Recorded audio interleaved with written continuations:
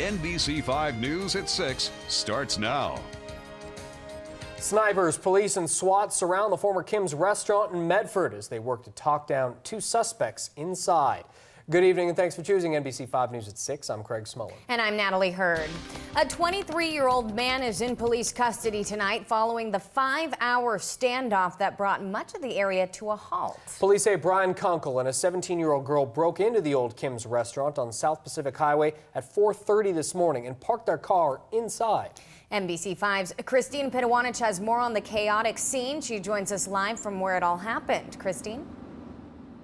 Natalie, Craig, it all started right here at the back door of the old Kim's restaurant in Medford, and police believe it was these doors that were forced open. You can kind of see potential signs of forced entry.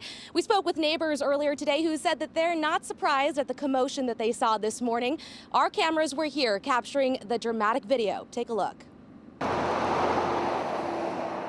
With guns drawn, a SWAT team is hoisted to the rooftop at the vacant Kim's restaurant in Medford this morning as nearby residents watched the scene unfold. They had our road blocked off.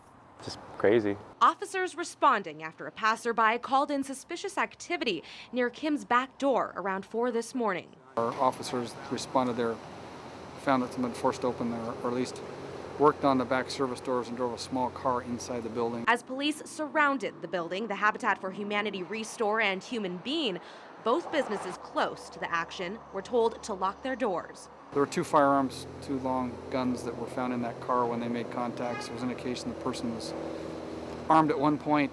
It's also an indication they might still have another firearm with them. Our cameras captured police pulling a 17-year-old girl from the rooftop using a fire ladder. A 23-year-old man identified as Brian Kunkel was also seen in handcuffs, leaving the building hours after the initial call came in. I can't tell you how they opened. I can just tell you that they were able to get the two service doors in the back open. We had information from some of the previous owners that there had been some transient activity in that building as well. So they're going to have to work on securing those back doors. Meanwhile, Lewis says he isn't surprised by the morning commotion.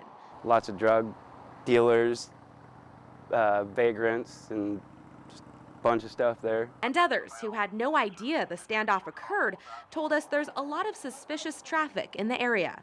As police cleared out, the car initially found driven inside the building and, according to authorities, belongs to Kunkel, was left behind.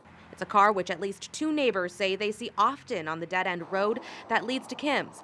Neighbors who tonight have questions that still aren't answered.